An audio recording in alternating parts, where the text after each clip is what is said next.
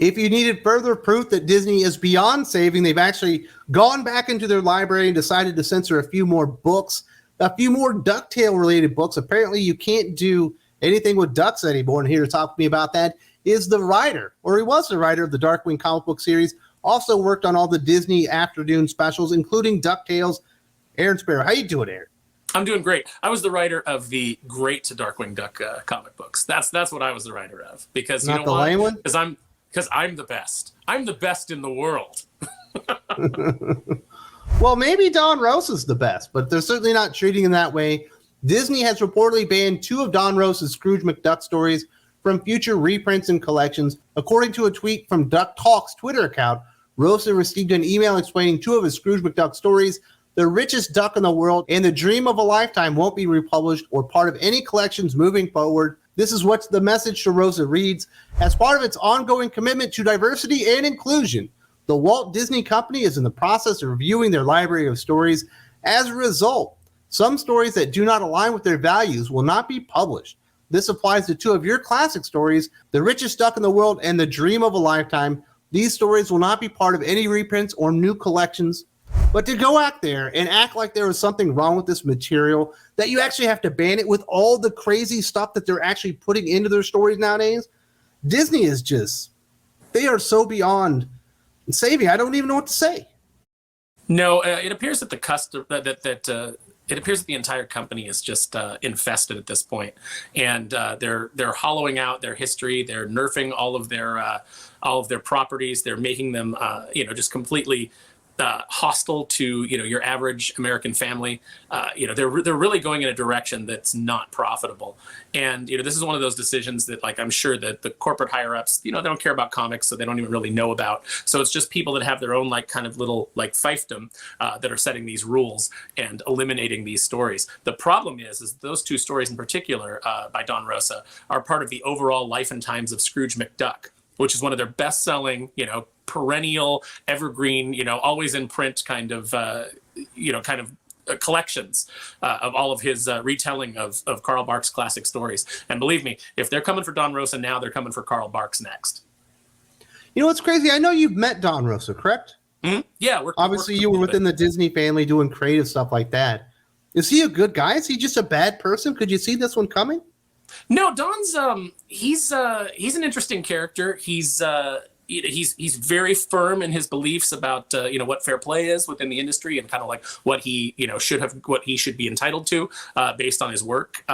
He's a bit of a curmudgeon, I would say, but I always liked working with him. He was always he could be quite blunt, and but he was always good to me. I think because I always treated him with respect, and I always went to him with things, with the short time that I worked with him at Boom Studios. And then afterwards, it kind of fell apart. Like, I remember he sent the owner of Boom a pretty, an email where he lit him up pretty good.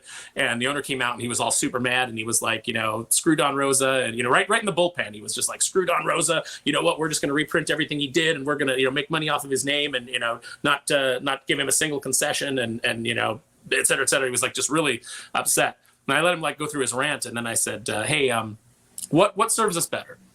Because Don's been jerked around by a lot of publishers. He's had a lot of promises, a lot of broken promises. A lot of people have really kind of done Don wrong. I said, so what is better for us as a publisher? Is it better for us to be just another publisher that screws Don and that he talks bad about? Or should we actually try to work with Don, try to make him happy? And maybe at the end of the day, best case scenario, he says, I've been screwed by a lot of publishers, but at least Boom wasn't one of them. And so I kind of talked him down. But then, of course, when I was out of the company, then the relationship absolutely soured. But, Don's always been nice to me when I've seen him at cons since then. So I like to think that, that we have a good relationship. I don't understand why these companies just go out of their way to alienate their own fan base that love this type of materials. They're going to once again do a publication of these stories, but it's not going to have the full story in it.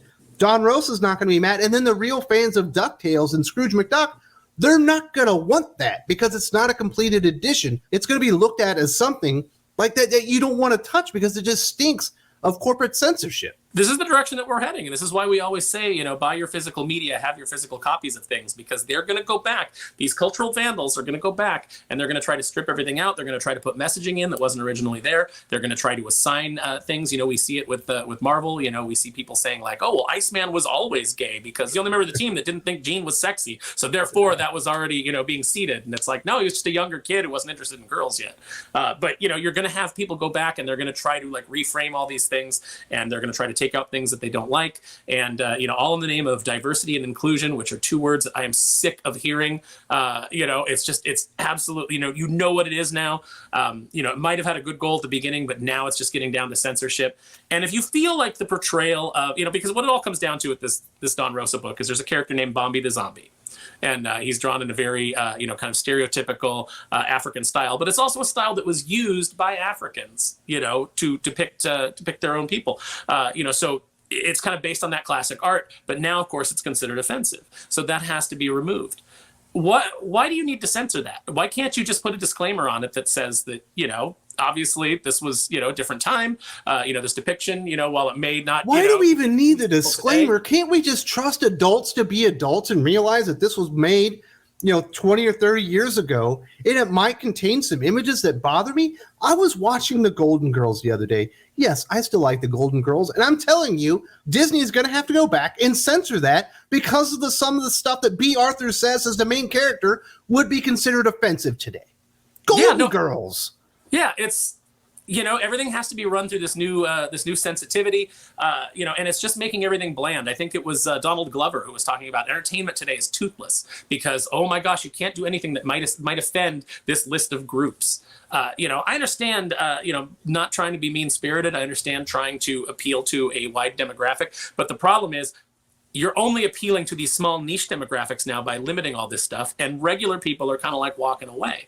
It doesn't help. It's not going to help Disney in the long run. It's a microcosm of a larger problem within the company, and as somebody who loves Disney properties, but who no longer really loves Disney as a company, the magic has been peeled away. It used to always operate under kind of like this Disney magic, and the company seemed kind of kind of not quite as corporate. It seemed more family friendly and more family oriented, and now it's not that anymore. It's not Walt's company, and that's what I grew up believing in was, the vision of Walt Disney and the vision of, producing family entertainment that was good for everybody. You could turn on the TV and you could watch a Disney cartoon and leave your kids sitting in front of it and not necessarily have to monitor what was in there. And now you have to monitor everything because there's so much messaging being put in. There's a war for the mind of your children. And, this is the front that it's being fought on. Yeah, it's censorship for no real good reason. This is what Don Rosa said when he responded to the situation in Facebook's the official Don Rosa group, and it was captured in a screenshot posted to CLZ Comics Facebook page. I wonder what other Duck stories are now banned. Maybe only mine, maybe not. But obviously all 12 chapters of The Life and Times of Scrooge McDuck are now banned because they can't be published without the final chapter. I won't even comment on what this means to the collector market. It sounds like he's not very happy. No, I mean, Don hasn't been happy with Disney for years, and for a lot of good reason. There's a lot of ways that he feels slighted by the company, and the way that they've handled things. But yeah, this is just another slap in the face. It would have been there was a point when I was talking to Don, and I was like, if we could come to some kind of equitable arrangement, is there any kind of new Scrooge stories that you would like to tell? And I think deep in his heart there are, but he wasn't going to give them to Disney. He wasn't going to, let them have that. And I mean, I get it. As somebody who has had a publisher, not just overlook James and I and everything that we did with Darkwing and do a book that is, I don't think is for the collector market, even though the covers are marketed that way. I think it's a book that's for very little kids, and those stories would, maybe work in a Disney Adventures type of magazine that's on the newsstand when you're checking out at the supermarket. As somebody who kind of feels like he's been, overlooked by the company or isn't their type of person anymore with these new regimes. I get it. I get Don's frustration, and that's why James and I talk about doing our stuff as a free fan comic, so we can finish our story for the fans, get it all out of our system, but much like John Byrne, not give it to the company that we feel has no loyalty to us. You know, it's crazy. I remember when I read 1984, it was an interesting book. But it wasn't really profound until I got older. Like when I was in my mid-20s, I went back and read it again. And I kind of realized the implications of 1984. Then I start realizing, wait, I'm starting to see little pieces of this actually happening, in day-to-day society. But as we get in here to 2023, 1984 was supposed to be a warning. Like, you don't want to go down this road. And it feels like it's being used as a blueprint where now we're going back into our history, the culture of who we are, and just taking stuff out and acting like it never happened. Like it was just never there. It's okay to have things that we published in the past that maybe you don't agree with or you think are wrong, but we don't go out there and censor it. And in the case of this, I don't agree that it was ever wrong. I still think it's perfectly fine what Don Rosa did in that story. And the fact that we're just going back, corporate America is going back. It's not even a government-driven thing at this point, and just trying to erase things just scares the crap out of me. Yeah, no, it's it's just gonna get worse, until hopefully it gets better. But I think we are starting to see a shift. I think that there's with certain companies we're starting to see that this whole idea of the perpetually offended needing to be catered to is kind of starting to be broken. It's weird that this happens in the same week that Hogwarts Legacy comes out and is just destroying sales records everywhere, even though they were trying to get a boycott going because of things that J.K. Rowling has said. It's interesting because it's been revealed that these groups, these loud people that are screaming about how offended they are and how everything needs to be catered to them, they actually don't have any power. They don't have any buying power. The buying power is with the majority, and the majority doesn't care why you want Hogwarts Legacy banned or boycotted. They want to play the game. They love the Wizarding World. They love J.K. Rowling's books, and they want to play that game. They want to immerse themselves in that world that they care about. These are the people that should be catered to, the consumers, the people that actually spend the money. If you're a company, that's who you need to be focused on, not 12 loud people on Twitter with a bunch of sock puppet accounts that are getting people screaming or that are going in and harassing Twitch streamers because they're playing a game. You can't live like that as a company. And we're seeing that reflected in Disney's stock price. We're seeing that reflected in the way that their movies are being received, the way that Disney Plus is failing. There's a lot of things going on that should be telling their corporate board, this isn't working. The audience that you're trying to court with these changes does not exist in any substantial numbers. So how do we shift back to center and shoot straight down the middle? That's what companies need to be doing. Stop going for these fringe elements to the right or left. Shoot down the middle, where the majority of people are and where the majority of your dollars are going to be. Well, it starts to feel like there's a big move for creators to stop working for these companies. Look at all the creators that have left DC and Marvel. I mean, it was your lifelong dream to work on all these Disney characters and stuff. I don't think you or Silvani would go back and really work on Darkwing Duck anymore because you would have to sell your soul out and work for Disney. And it's just better to go out and do your own thing.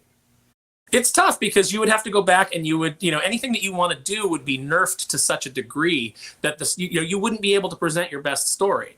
And that's why we've talked about doing a fan comic where we just do it for free. We're not making any money on it, but it's our vision without a bunch of suits, with their little approval checklist going through and telling us what we can and can't do. Obviously we'd be very respectful of the property, but we would do it our way.